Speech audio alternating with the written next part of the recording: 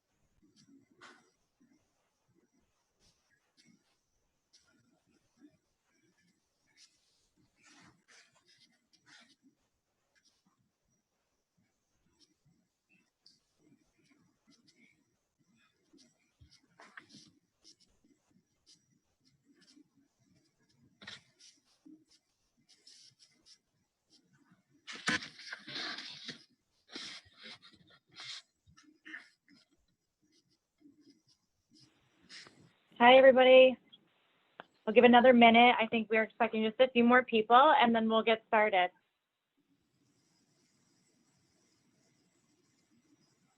I just had to close my shade. The sun's setting right in my eye. It's a beautiful night.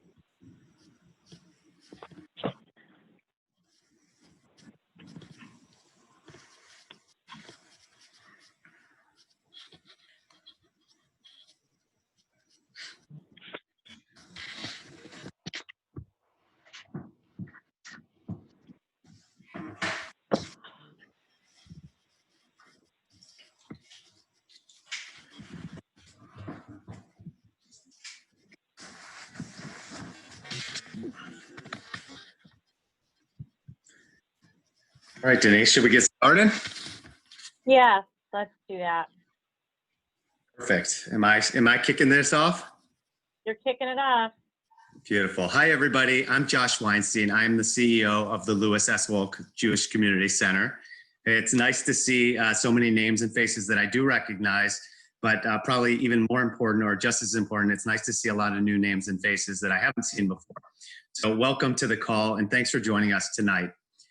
Just like you guys, the team from the JCC that's on the call tonight, we're parents too. In fact, just this afternoon, I dropped my freshman off at college today. So if I get a little emotional on the call, I guarantee you it's just because I said goodbye about an hour ago. As parents, the past 5 months have been the most difficult together that we've ever faced. We've all experienced the concerns associated with educating our kids, ensuring that they have the social interactions that they require, and obviously the health and safety risks.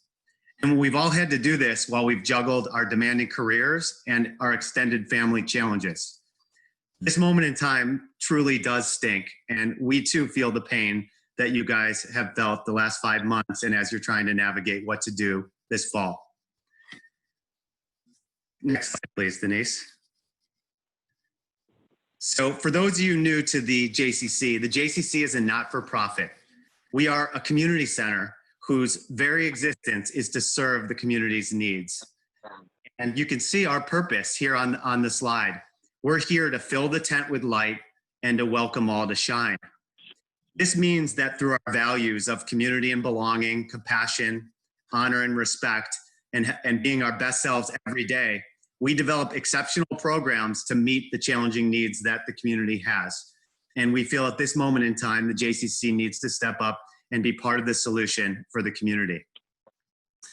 First and foremost, we empathize with the school districts and our partners in the school districts who have been working tirelessly to come up with solutions to both educate the children, but also to protect the children. And that's a superintendent job that I don't envy at all.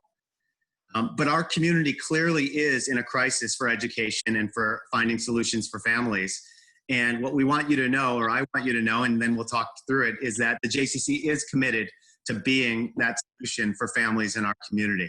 And we're making major changes to our organization to be able to serve as many children across the community as we can. There's been a team of dedicated JCC professionals and staff and volunteers that actually have been working on this concept for over 2 months. We already have rolled out a K-6 program that started in June when schools were closed. And we've been anticipating various scenarios of what the school districts might come up with so that we could jump right in on the spot and be ready to fill those needs. Denise Johnson, who's our director, is going to talk you through what those needs are and what we've come up with. But what I can say is that it is an evolving plan. While we have many of the details ironed out, I'm sure some of the questions on the call tonight are actually going to pose questions that we hadn't thought of, or there might be some items that we're still hashing through. But I'm very proud of the leadership team. Denise Johnson, who is our education director. You can see her credentials. She's a certified K-6 teacher. She has 3 boys of her own, some in high school and some younger. And Stacy Hiller, who has been our assistant director of childhood education and has been running our camping programs for years. She's a certified 7 through 12 teacher, and she has 2 daughters of her own who are school age. So this dynamic duo has developed this program in conjunction with some professional volunteers who work in the education system. And I'm going to let them talk you through what we've come up with to help serve your needs. So thank you very much. Thanks, Josh. I just want to reiterate, thanks everybody for being here tonight. I know we're going to be respectful of everyone's time and try to get through this in a timely manner. But I think it's so important because many of us have, as Josh alluded to, I have 3 boys, 2 that were in school last year, and my middle son graduated high school just last Sunday, thank God. And my youngest is going into 7th grade. And so one of the things that I can remember extremely vividly between March and June is feeling like I wasn't doing enough for my boys that were in school. And it was extremely challenging. And it's just, you know, it's a really hard time for everybody. And we empathize with that and we feel your pain and we're with you. And this is why we've developed this program. Why choose the J? We're a community center and we love who we work with every day and we love being here. And like Josh said, we've been here since June and it's been so amazing to watch the kids. You know, we were really over preparing in the beginning of June to say, you know, how are these kids going to come back and what needs are they going to have and how are their social skills going to be? Because they've been apart from everybody for 3 months. And let me tell you, they jumped right back in with both feet and were amazing. And so they're meant to be social, right? And we are, the J is just a great place to be. It's an extension of your family and your home. And that's really what we want it to be. You know, we're at the Wolf Children's Center every day, Monday through Friday. And we're licensed from 6 weeks all the way through 12 years. And we have Camp Seneca Lake in our day camps. Unfortunately, day camp wasn't running this year, but Camp Seneca Lake is our overnight camp, and we've been able to run family camps out of it all summer. And it's just, again, a place where you find connection, that connection that makes you feel like you belong somewhere. And the other reason why I feel very strongly about being, having my kids come to the J is the enrichment and programming that we offer. We do it so well, and we have so many great people on staff that just bring out the best in these kids and really pique their interest and speak to what they want to do and listen and follow through. And that's one of the pictures at the bottom from a Tykes camp, and it's just it's really cool that everybody is acting and playing together and doing all these great things. And so we feel very strongly, and of course are partial to the J because this is who we are, but we really want to extend that to you and your families as well. So what I'm going to do is I'm going to go through, this is kind of the very broad overview, and I'm going to dive deep into each of these categories as we go through. So if you can, if you have questions, I'm just going to ask that you go ahead and put it in the chat box. And then Lori Ball is going to be kind of our moderator. And so if I'm going to get through everything, and then we will take questions at the end. Okay, so the overview, the basics of the program is that we're located in Brighton, obviously. And so we did develop our plan around the Brighton School District plan. So we, as you may have registered already, or you'll see when you register, that there's 3 days a week that you register for. It's the 3 days that your kids are not in school. And so we're Johnson, so my son is going on Monday, Wednesday, Thursday, Friday, Monday, Wednesday, Thursday. And so I would take the opposite days to choose to register for. And that would be his schedule for the week. We've created a structure that partners both with the schools and we're really, and I'll talk about parent involvement, so that we can really create a whole picture of how this is going to, these kids' needs are going to be met. We do, as I spoke to before, we have enrichment opportunities that we're going to include throughout the day. STEM, fitness and athletics, visual arts, drama, and dance are just a few that we really focus on, and hopefully we'll be able to build more. As the kids come into the building, they always bring so many ideas.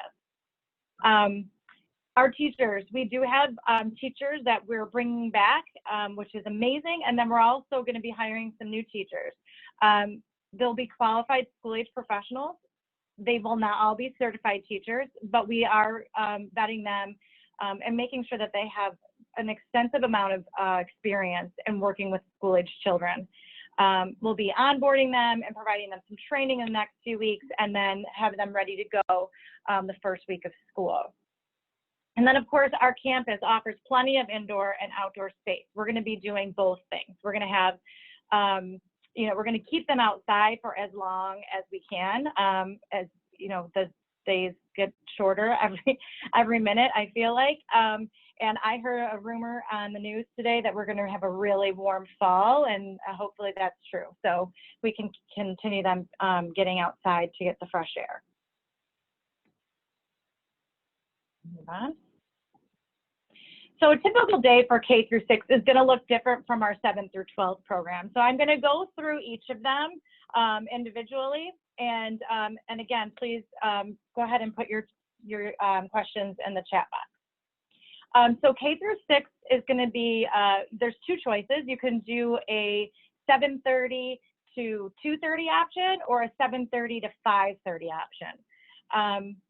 We thought the day's probably going to start around 9 o'clock. So we are going to do a staggered drop off, which I'll talk about in a little bit. And then the day maybe will start between 8:30 and 9. So we have some flexibility there. And the beginning part of the day, we're really going to focus on their online learning content. So let's be clear, I'm talking about the days that they're here that's not Wednesday, because Wednesday we'll talk about as a separate issue, okay? So Monday, Tuesday, Thursday, Friday, when your kids are with us, this is going to be their schedule. 9 to 12 is going to be a study hall, and we should have wrote guided study hall, because the teachers are going to be very involved in the learning and the programming that the children are doing during this time. And we're going to make sure that we have some what we call brain breaks or movement breaks, so that they can stay fresh and not be sitting in front of a screen for 6 hours every day. At about noon, we'll have them get ready for lunch. We'll have a lunchtime and some downtime. Maybe it's reading a book. Maybe it's just talking with a friend. Maybe we go for a walk outside after everybody's done eating. So we'll be able to play and do some different things at that time. Between 1 and 2:30 is going to be another section where we'll then when we'll offer the enrichment and teacher-led activities, so that we're able to just get the kids engaged. And I think one of the things, and I missed saying this before, but I think one of the biggest things that I know that my kids missed was the social interaction with their peers. And so this is a time that they'll be able to get it. So for those folks that will leave at 2:30, that will be their pickup time. And then for the kiddos that are going to stay for the extended day, we'll have more enrichment activities. And then the pickup time will be at 5, between 2:30 and 5:30.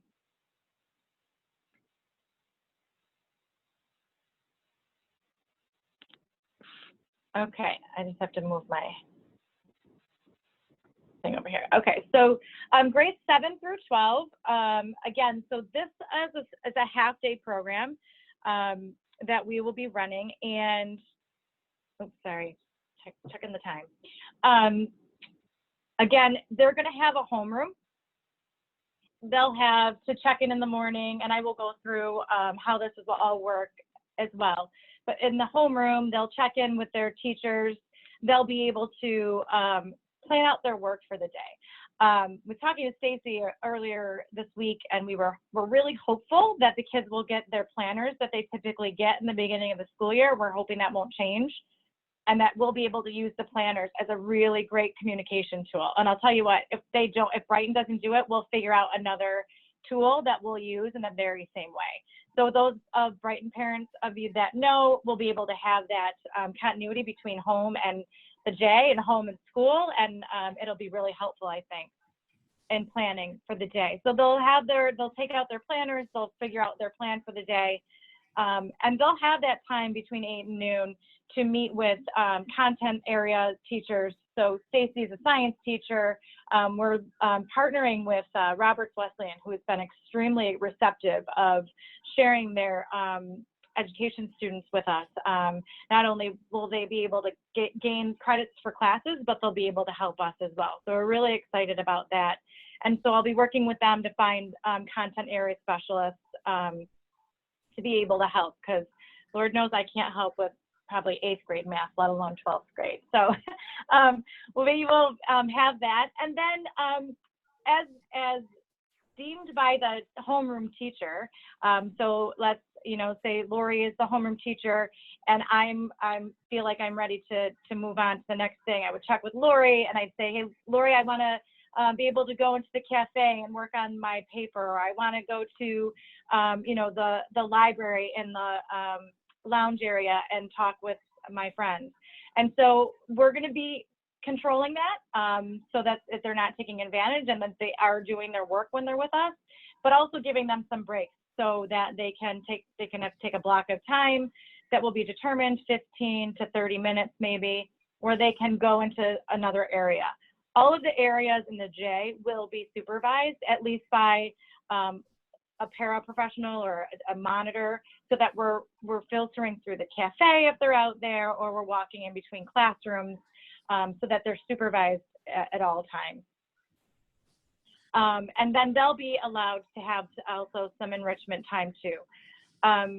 To be very honest, we're trying to work out the kinks and the enrichment and how we're going to do that, because typically when we do enrichments, it's choices. And so the kids get to choose which activity they want to go in. And our focus is always safety, and we'll get to that, but we're not mixing the groups. We'd like to have them stay in pods. We are still figuring out the logistics of 7 through 12, because we understand that there might be a very wide range of kids there. So, how will we help, best keep them with a smaller group, or just maintain that they're social distance in these classes. So stay tuned for more information on that. As I said, safety is always our first priority, and we want to make sure that we're doing it right. So we'll continue to update our plans, and of course, on day one, I'm sure we'll learn a lot of good lessons, and making sure that maybe we can be a little bit, they can have a little bit more room. So excited to have them in the building. Denise, there were some specific questions to the days. Do you want to answer them now, or do you want to wait to the end? Yeah, I can answer them now. Okay, if school closed 5 days a week and moved fully virtual, how will you be reacting? So I am going to address that later, but I think that we are going to stay nimble and really try to be here for our families. And so we'll start planning that now, because my guess is it's not if, it's when. I just heard on the news that the city school district is going completely virtual for the first 10 weeks. And so it just leads me to believe that we may be on that same track. So we want to make sure that we're here for our families. How likely will it be the JCC could support a different school district schedule? For example, Victor Care, which goes Thursdays and Fridays and every other Wednesday. So we were talking about this earlier this week. The Victor schedule is conflicting with the Brighton schedule, so that a Victor kid would be in 2 separate groups. And so we just, again, want to maintain the safety as our highest priority. I don't want to say it's not going, we can't do it.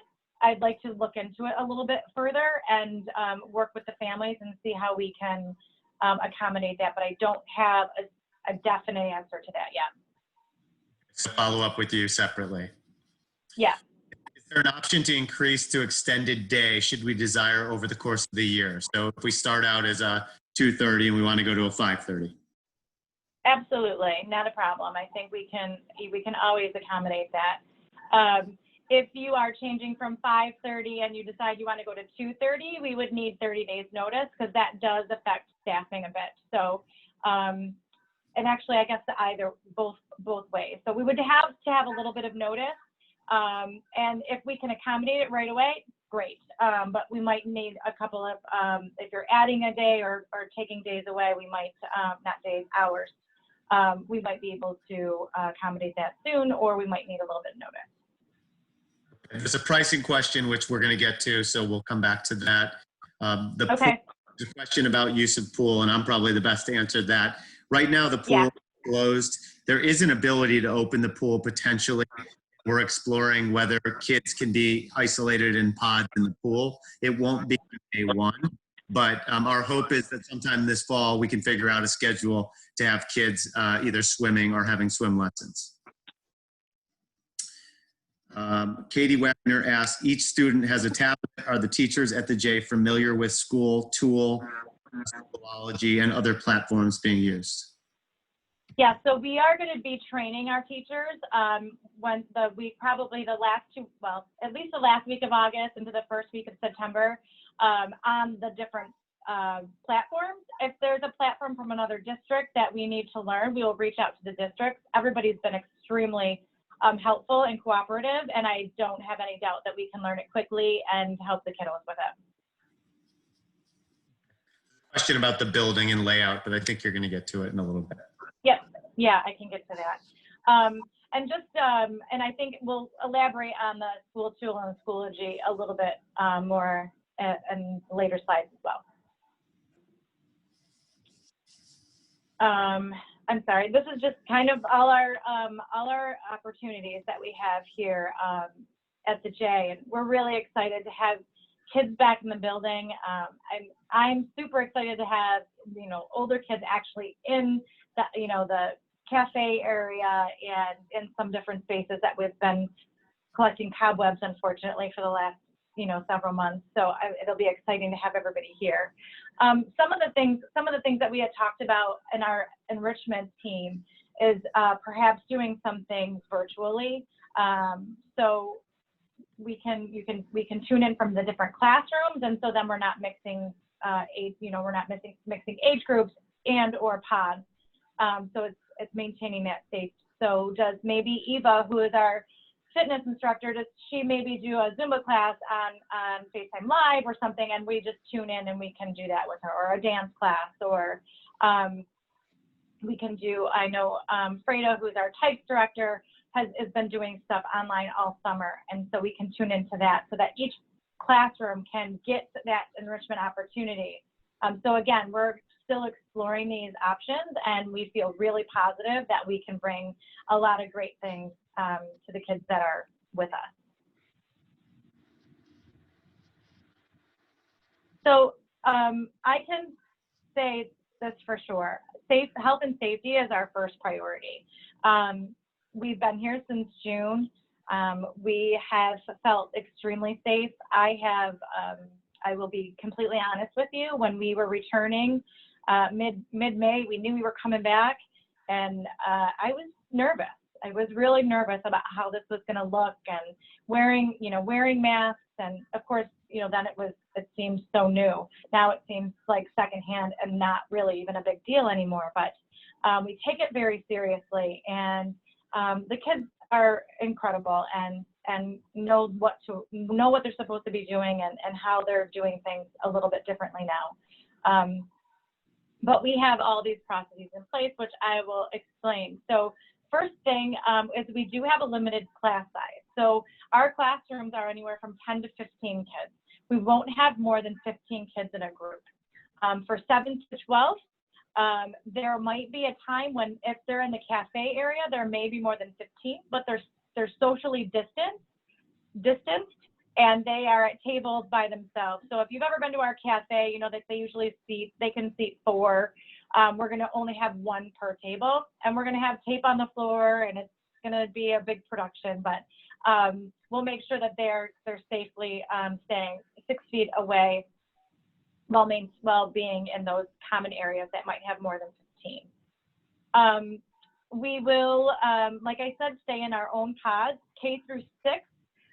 This is going to be done. They're going to have their own dedicated classrooms where they stay the majority of the day, unless they are in enrichment, or if, oh, I've got a little hummingbird outside my window. Sorry, it's so cute. Or they're in the library, or they're going to stay in their pods in their classrooms. We are doing daily health checks every day. So we are really hopeful that we will very soon be using an online tool where it would be an app on your phone. There is a good possibility that it might not be in place by the time school starts, and it would be a paper assessment, but either way, I promise you it's simple and easy. The daily health assessment is completed by the parents each morning and handed to the staff member that is accepting the children into the program. There is a temp check of the child before they enter the building, and then we walk them in. So I should say, I'm sorry for those of you that aren't with us right now. We are at this time having curbside drop off and pick up with all the kids. So we are not letting parents into the building. And I will be honest with you, it sounds daunting, but it's really not. I feel like we are doing the best we can. We do have, sometimes there's a wait time, but parents seem extremely happy with the way it's going. And it really reduces the foot traffic that's throughout the building. So instead of having hundreds of parents, we have, there's about 8 of us that run the kids in and out of the building each day. So we'll continue to do that for honestly as long as possible. And we will likely have to have, like, maybe it's going to be A through C comes at X time, and then so on and so forth through the alphabet. And but stay tuned for that. We're working on those details. Our staff are all wearing masks all day, every day. We additionally are wearing smocks, so button-up smocks with long sleeves. Some of them have short sleeves. We're just making sure that we're taking all of the precautions that we can. As a licensed child care center, we are constantly sanitizing our surfaces. We, of course, have upped that to be a little bit more extensive, but we are continuing to do that throughout the day. Every night there's a specific cleaning procedure, and we have dedicated housekeeping staff that's filtering throughout the building all day, and then additionally doing deep cleans every night. We have an electrostatic sprayer, which is really cool. It's like this Ghostbuster looking apparatus that sprays a fine mist that is done in all of the classrooms at night. It gets into nooks and crannies that we might miss. And then it also is just that added disinfection that happens when you allow things to air dry. So that is really exciting. We do have our Rochester Regional Health offers telehealth here. We do have a nurse that's on site that that operates that, and they're really great. They're excited to be with us. We will have some paperwork that you'll have to complete to be a part of the program, but we can get that to you on early in the first week. And then our COVID-19 occurrence protocols are going to be very much like the ones that you've heard Dr. McGowan and the principals talk about at school. We're really at the mercy of the Department of Health. And so I can't say, you know, whether it's going to be a class that's isolated or that's quarantining or the entire school will close. It's really a thing that we have to deflect to the Department of Health. And so as soon as they give us the protocol, we would then let the parents know what's happened and then what our plan is. Denise, you have a bunch of questions related to health and safety, which we should probably talk about here. Is that okay? Yeah, that's totally fine. Okay. So if a student goes home from school sick, you'd be notified by the school that they're sick. Can you talk a little bit about kind of that overlap between school and JCC? I'm not sure if I understand what you're saying. If somebody gets sent home from school, how will we be notified? How will we know that a child went home on a Monday before they come in on a Tuesday, if the school sent them home? I think what I'm hearing you say is that if they're sent home from like Brighton or their home school sick, we would expect that. Listen, I'm gonna be honest with you guys. We really are depending on our parents to be honest and not send your kiddo when they're sick. It's one inconvenience day at home that could save a whole lot of days otherwise for everybody. So I'm gonna ask that you please, if they were sent home on Monday and they're slotted to come to the J on Tuesday, that you respect that they should not be at the J the next day. Our exclusion criteria is fever-free or symptom-free without medication for 24 hours before they return. We have been tweaking that on some occasions when we feel like we need to be a little safe. So while it typically might be 24 hours, if there are some COVID symptoms, we may have that conversation with a particular family to say, you know, we'd rather it be 72 hours. We have, you know, pediatricians have been extremely cautious and have been, you know, in our experience, you know, we've had some sick kids since June, and it's been really great. They are willing to write notes, and you know, we just have to work together on this. But I can't stress enough that it's really important that when your child is sick, that they really need to stay home, and not just from the J, but from school. And there's going to be an agreement that families sign. I know it's going to be coming later on. But the agreement pretty much says to the parents, it's your responsibility to protect the community. And so you're signing a waiver saying that you won't send your kid essentially if they're feeling sick. Right. Denise, there's one more question related to health and safety. Okay. Katie is asking if a child in my child's Brighton classroom is positive for COVID, but my child is symptom-free and healthy, are they supposed to stay home from the J, or stay home from the J and not come to the J? It's a really great question. My gut is to say, yes, they're supposed to be quarantining for 2 weeks, but I am not the expert. So I will ask that question. And I think what we should do is write out as frequently asked questions and then post it to our website. So Lori, can you just make a note for that question so that we make sure we ask the right people? Yep. There's one more related to the HVAC, which is the air that circulates, and that one's probably one for me as well. I can tell you on our staff is an HVAC expert, and he's already changed out the filters in our building so that we have hospital strength filters, which is one of the things you've probably heard that malls and movie theaters and other organizations are going to. And he is also changing the airflow. He has already changed the airflow, as noted, to make sure that it's up to standard. So feeling really good about the air circulation in the building and the filters that we put in. Thanks, Josh. Anything else that we should get through now, Laura? I was just asked a question about masks, and I don't know if you're getting to that. Oh, yeah, I know. I can't remember. I think it might be in a little bit later, but let's just talk about it now. Yes, the kids will have to wear masks all day. I know that, I listened to Dr. McGowan speak yesterday at the town hall, and we'll echo their sentiments and just say that, yes, we're going to do, we're going to ask them to wear masks. We'll give them mask breaks,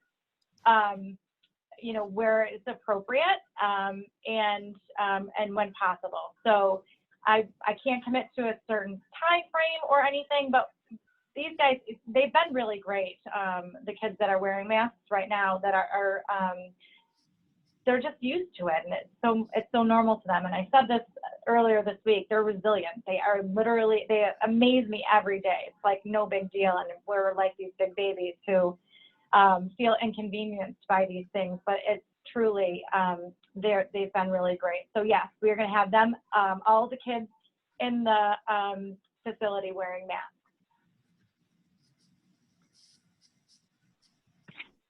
I'm going to do a time check. Okay. I won't move on, but if you think of anything else, just throw it in the chat box. So parents as partners for success. I think we cannot run this program without parents, without you all as our partners. And, Josh talked about a family agreement and a commitment. Part of that is what he spoke about. The other part is that, we're here, we're committed to being here and finding these teachers and running these programs in a very strange time in our life. And we're asking that you give us your commitment. So I know that I think there were some questions that came through before the Zoom. It was about, can we just enroll for a month at a time? We are asking that you commit to the first quarter of the school year. And beyond that, we'll still be here. So we're hoping that you'll stay with us. And that if, something happens, that we can work through that together, but we're asking for the commitment of the first quarter, which I believe is around mid-December. As we talked about before, if things change, if something miraculous happens and the kids go back full time to school, we would just, we would turn back to what we typically do on a regular school year and be here for your before and after needs. But beyond that, we're just asking that you commit to your 3 days and that's your plan for the semester. All of our success, mostly the kids' success, depend on our clear communication between us and your home school. And so here's where we want to just talk a little bit about, we're developing a sort of permission so that we're able to, if you'd like us to, contact or be in the loop with your child's teacher. So we know this is really difficult. March through June last year was a logistical nightmare of who's doing what, and that was very confusing as a parent. And so I'm sure, I'm confident that the school districts have worked really hard to make this a little bit easier, but we'd like to be there for you as that, as a third layer, parents, school, and the J, to be able to have that clear communication. And then as leaders, we are going to be developing a process so that either ourselves or the teachers are in communication with parents on a daily basis. So it may not be a phone conversation, it may not be an email, but like I said earlier, with the planners, we think that we can run, we feel confident that we can run this program successfully if we're bringing that planner back and forth every day and making sure that we are, committed to each other to be there for our kids.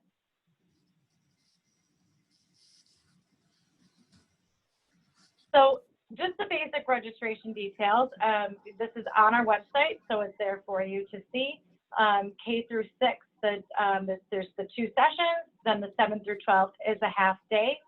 And then there are some registration fees associated with it. This, again, is on our website, so you can see that. Denise, there was a question specific to the pricing, which said, is there a member and a non-member rate overall? In the past, we have had, programs that have a member and a non-member rate. Did you want to answer that? Yes, I do. Thank you. So the JCC, yes, we've done that in the past. And unfortunately, right now, the JCC is closed. We're not allowed to open fitness. We're not allowed to run theater. We're trying to be there for the community. We're trying to be affordable for the community. And so on day 1, there's a difference in the registration fee, and we're just trying to essentially open the doors to the community. That's not to say that once the community center opens, we won't revisit that policy and come back and say there is a member and a non-member rate, which we do for other programs when the center is open. So that's the answer to the question. We want to be there for as many families across the community as we can at this moment in time.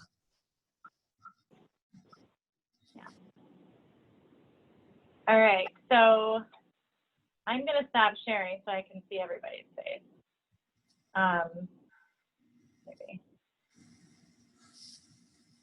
Maybe not. There you go. And then Lori, are you ready with questions?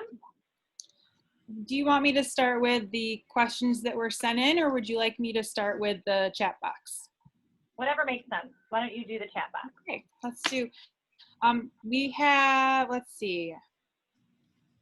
So a number of parents are asking about the wraparound care for kindergarten. So specifically, will there be anything be available for wraparound kindergarten for the other half day when Brighton kindergarten kids are in school? Yeah, this is a huge challenge for our Brighton community, and we are looking into it right now. As we've said, safety is our highest priority, and we're just trying to figure out logistics of maintaining the groups. And we can talk about, actually, we should talk about Wednesdays. We could do the Wednesday programs, how we're going to operate on Wednesday on those other days. The short answer is we haven't figured that out yet. We're not offering it right this moment, but we're hopeful that we'll have a solution before the school year starts. Okay. Let me talk about Wednesdays real quick. Is that okay? Okay. Yeah. So Wednesdays, the entire, most of the school districts, and if there's somebody on the call that has it differently, please let us know. Wednesdays are the completely remote day for all of the kids. And what our plan is that on Wednesdays, we will have the kids in the building, and they're going to be following their own school schedule. A few great things about that. Our building is completely empty, and we have divided some spaces and added spaces that we'll be able to use. And even if, if the membership, when membership does open, we'll still be able to maintain those spaces for our kids. So we're going to spread out, and we'll still have 10 to 15 kids in a group, and we'll get them plugged in, and we'll get them, going with their Zoom meetings. As far as I'm understanding from Dr. McGowan's Zoom last night, it sounds like they'll each have a lunch break, and that they're still working out the kinks of their Wednesdays. And so we will ebb and flow with the school districts on how they decide to do that. One of the questions that might come to mind is for the 7 through 12 particularly, where we have an 8 to 12 program. And so maybe their lunch hour might be at 11 o'clock, and then they're supposed to get on the Zoom right at noon. So their program day on that day would end at 11, and we'd have them break for lunch and head home at that time. Or if their class goes right up until 1, and typically they're leaving the J at noon, they would leave at 1 on that day. So we know that this is going to be a work in progress, but we are extremely committed to being as flexible as possible to be supportive to our families. So we are doing a complete upgrade to our internet system. so that we're going to be able to make sure that everybody can log on and be successful in the Zooms. We'll ask that you bring your own laptop charged for the day. We do have electricity, but it's easier if they're already charged, and headphones. And so we are able to, we can plug everybody in and get them situated and then support them for the day. And listen, it may not be perfect, but you know, we'll see how it works on that first Wednesday, and we'll make adjustments to make sure that everyone is successful on that day. You know, the crazy thing about what we're doing right now in life is that we're having to do a lot of things for the first time in our lives as, you know, 40-year-old people, and it's crazy. So we're just going to be flexible, and we are going to keep the kids' safety and success in mind always, and monitor and adjust as we need. Denise, can I build on part of your question? Katie Briggs asked about the building and when membership opens back up, are we planning to take those spaces away? And I actually met with the executive committee of the board yesterday morning to make this recommendation, and they unanimously approved to essentially split the building about 60% for school, and when we open fitness, about 40% will stay fitness. So these rooms are being allocated separate from the entire membership. We're spending about $50,000 in startup costs. So we're literally investing into this because we want to be a resource for the community, and those spaces will be dedicated to the school program for as long as the whole school year, if it goes the whole school year. So, we are committed to this program. It won't be changing. Just to piggyback off what Josh just said, the building, basically, if you've been here before, we're going to split it pretty much down the middle. And so K through 6th graders will enter through the Wolk entrance, and we'll walk them through down to their classrooms. And 7th through 12th will go into the main JCC door through membership. And they'll come in and they'll go right down to the cafe side. When membership is here, we'll have members come in, and we'll have a process of socially distancing everybody when they're coming in the doors anyways, and doing temp checks and everything. Members will come in and go to the left and go down the theater hallway, and that basically will be their space. And then our space will be on the right, all the way down the right side of the building. And so even when there are members in the building, we're very confident, and we have we've walked the building several times so that their paths really won't cross. Including, we've allocated the gymnasium to the children because kids all day in the JCC need to get some energy out. So that's even being allocated. All right, Laura, what you got? Okay, I believe we answered this question, but I'm just going to say Anna is asking where in the J will the kids be located, which we addressed. Yep. What will the classrooms look like as far as the number of kids and the ages grouped together, and what technology, if any, will be provided or required? Okay, so I think we answered most of those questions, but I want to make sure we're clear. So in each of the classrooms, there's going to be no more than 15 kids in the classroom. We did anticipate in the beginning, we're hoping that we'll keep them closer to 10. But as demand requires, we will add a max of 15 in each of the classrooms. And then K through 6 is going to be some of the rooms actually in the Wolf Children's Center. We are relicensing for school age rooms. And then, of course, all the way down into the after school wing, we'll have all those classrooms as well. We are taking over the yoga studio. And so we will have that as a space as well, which is a really big, beautiful, just warmly lit place. And that will have a setup of classroom materials. So what will be in the classroom? Honestly, we are going to have some classrooms that really just have bare minimal because of the sanitation requirements. So there'll be activities, and we'll have different games and things for them to play, but we are really being careful about what we're picking anymore. So we're making sure that they can be cleaned and sanitized daily. We'll have we'll have school supplies there. So we'll have pencils and pens and markers and crayons and those types of things. Like I said before, we'll ask that you bring a tablet or a laptop that is viable for them to use.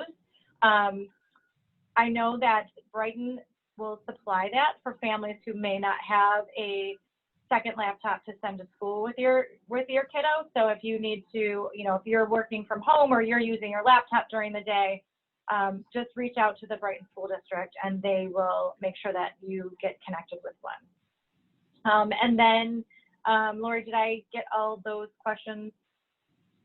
Okay. I'm going to combine a few questions I see here. So we have a few parents asking, would it be possible to enroll only in 2 days a week, since on Wednesday, Brighton offers some kind of remote learning opportunities with the entire class? And then we had someone else ask, is there a possibility of flexibility with scheduling? Is it the set 3 days? And can you just do the 2 days if you don't want to do that Wednesday?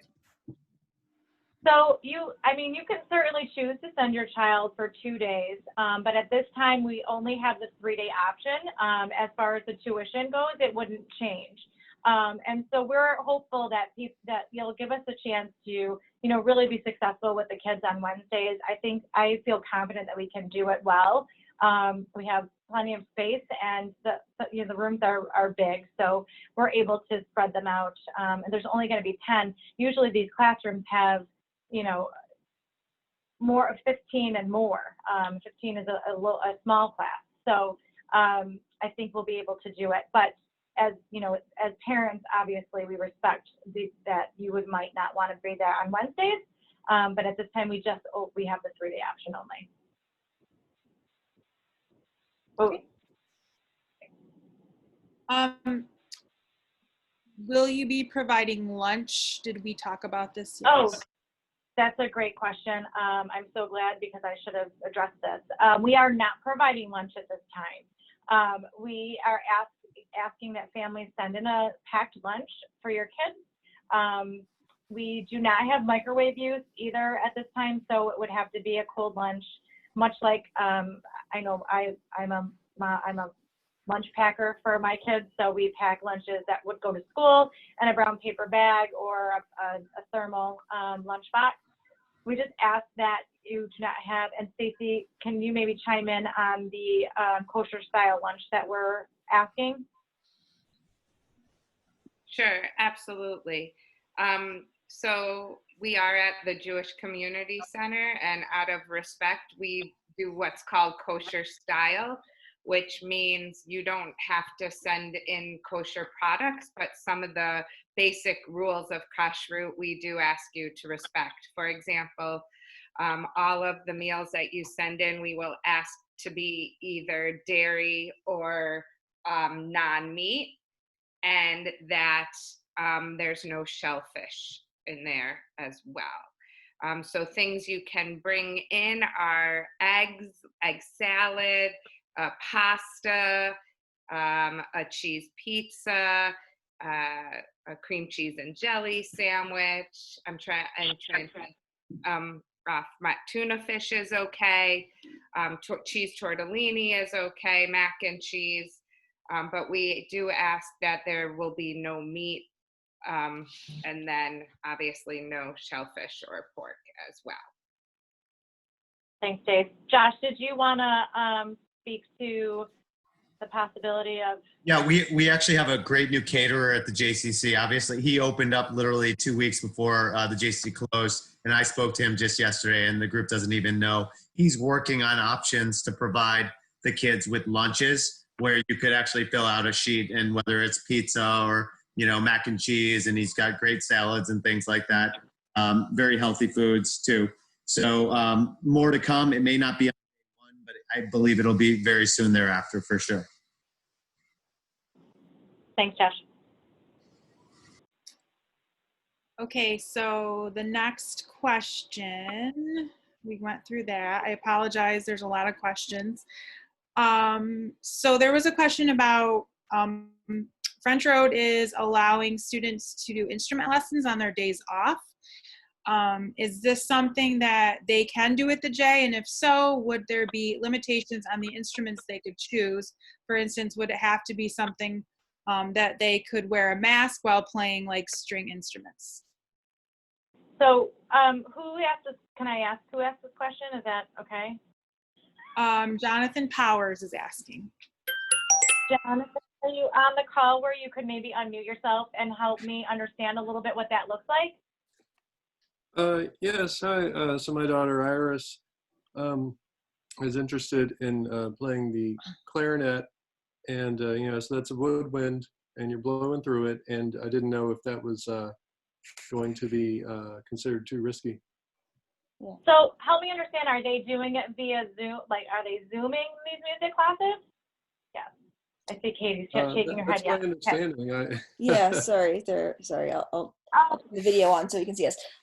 Sorry, they are doing the videos, or they're doing it through the Zooms on the days off. Is my my understanding, but it's not clear if it's going to be Wednesday or one of the other days. Okay.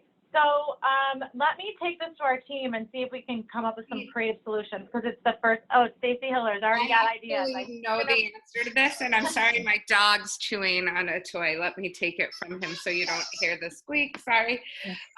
My daughter is a flute player, and the other is a violin player. She's right now the music lessons at Music and Arts in Pittsford Plaza. They just announced that strings can go in person, but woodwinds cannot. So my recommendation would be that it might be tricky with the woodwinds because there is so much saliva and aerosol coming out of the bottom of the instrument that it might not. If Music and Arts isn't ready to do in-person woodwinds, then we might want to follow that procedure. So we might have to stick to we can provide space for string instruments, but not for the horns and the woodwinds.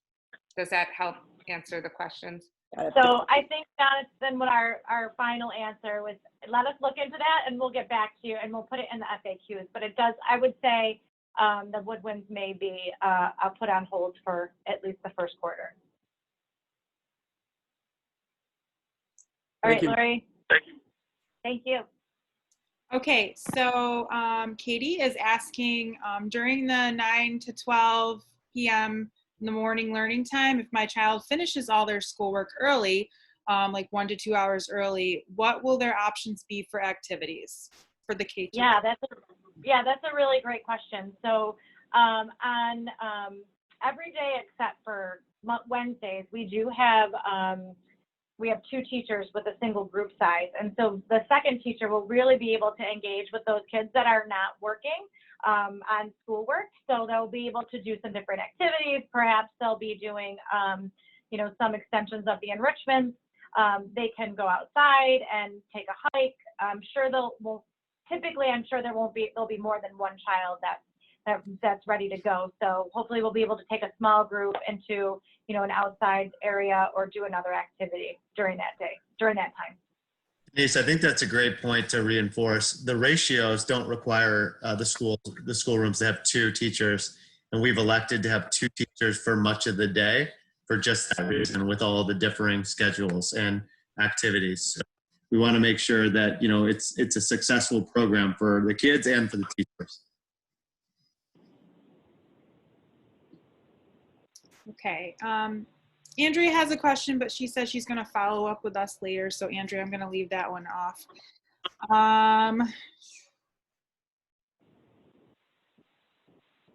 Sorry. It's okay. Jonathan had another question. Will the kids be grouped together by grade level? Oh, that's a good question. I think someone else had asked that before and I might have skipped over it. So honestly, it's going to be based on enrollment. So as we get the enrollment, the registrations rolling in, we'll group them age appropriately. I would imagine that we'll be able to, at the very least, keep first and second graders together, second and third grade together. So I don't think we would not, I don't think we're going to have so few kids that will have a first grader with a fifth grader. So I would love to have just a first grade, just a second grade, just a third grade.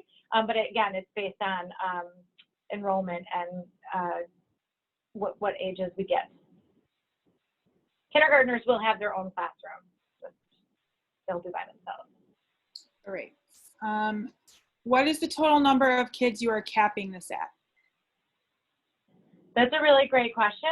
We are in the process of getting relicensed for some of these new spaces. Out of the gate license right now, we can take 120 school agers.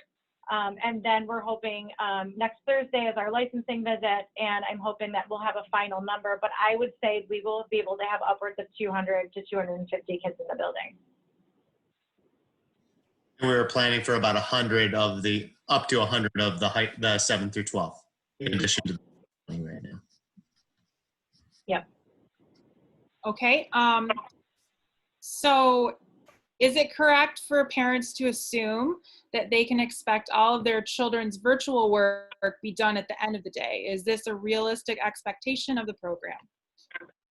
Yeah, so I mean, that's a really good question, and it really is going to depend on the child and then our interactions together as parents and educators. And so our goal is to have, at the end of the day, the child's work done.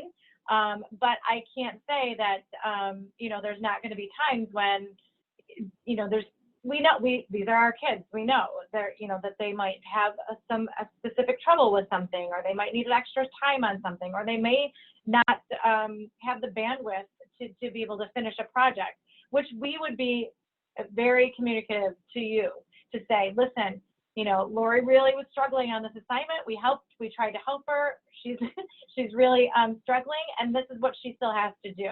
And so by no means is it an expectation that my staff would, that we would send a child home and for you to find out they've done nothing all day. So the main focus of this program is to help these kids do their schoolwork while they're with us.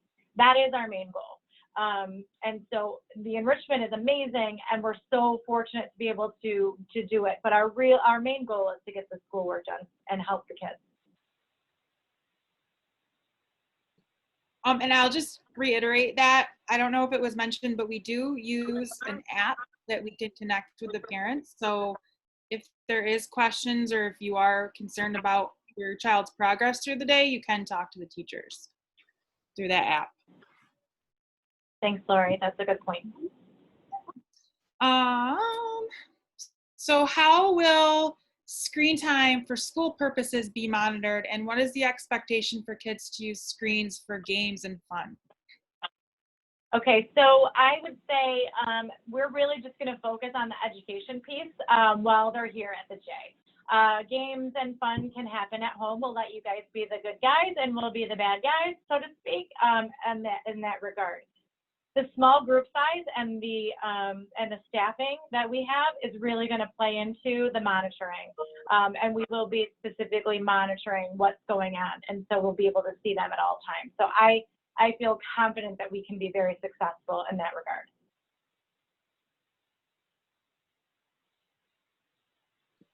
Okay, so we've gotten through all of our chat questions, but we do have some questions that people have sent in. So I'm going to try my best to go through them very fast because it is 8 o'clock. Yeah, we can.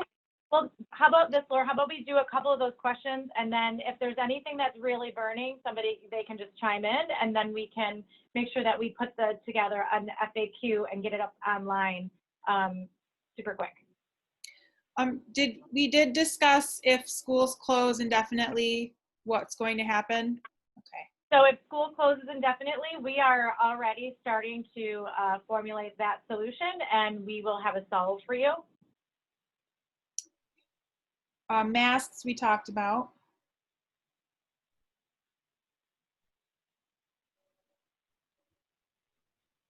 I believe we got through most of these.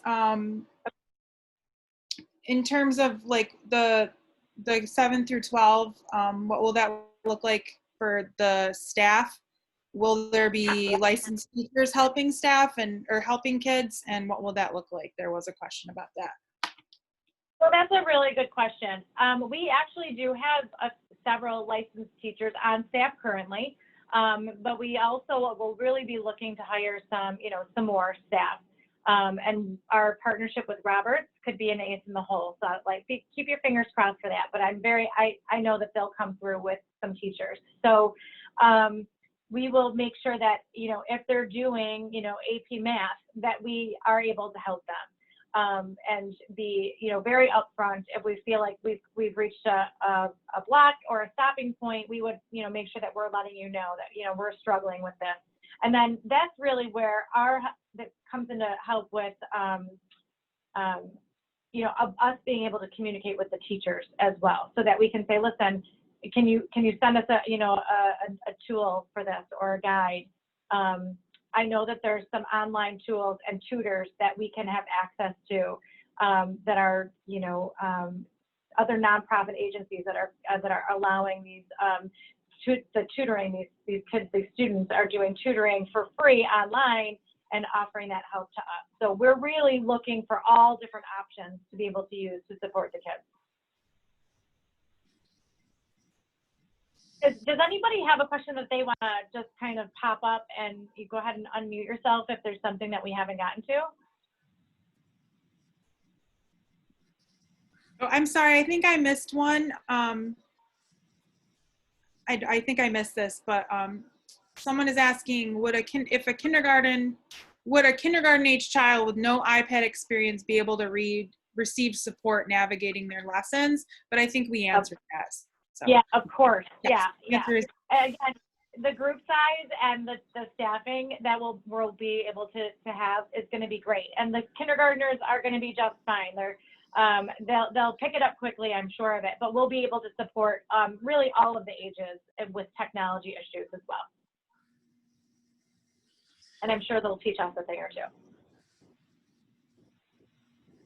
If there's no other questions, I will not keep you here any longer than you need to. I know that Dr. McGowan is expecting that we all give our answers to Brighton at least, whether we're doing remote or completely, completely online or hybrid.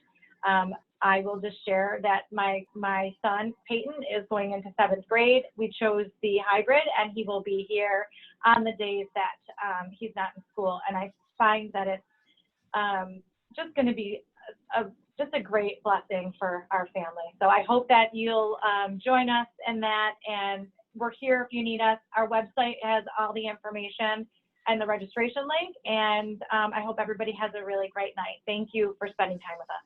Hey, Denise, I'm sorry. If I could ask just one question. This is George Vila. Hi, George. I just want to make sure I understand completely. Lauren's going to be doing, kindergarten in September. Yep. I just want to make sure that I understand. I get it's 3 days a week in person based on, her hybrid, if we want to go hybrid. But the days that she goes to Brighton, there is no after-school care at the J, correct? For her. That is correct. So right now, George, we're trying to figure some things out for kindergarten. If we can, safety is going to be our #1 priority.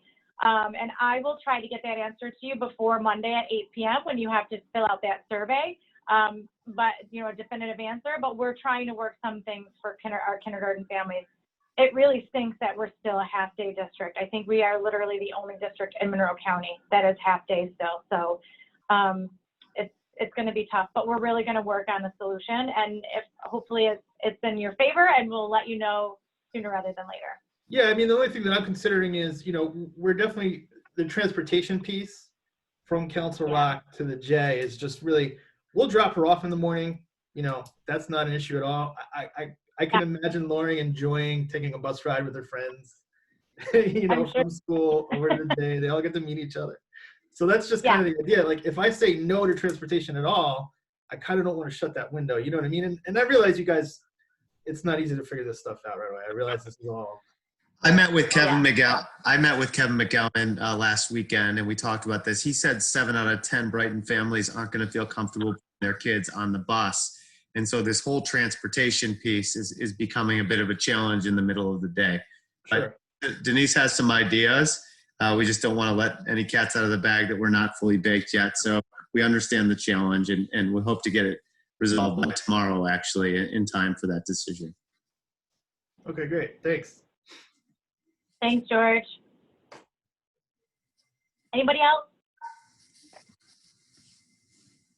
All right, you guys. It was really nice seeing some faces. Rabbi Rochelle, I miss you. And we will see you guys soon at the J. Bye, everybody.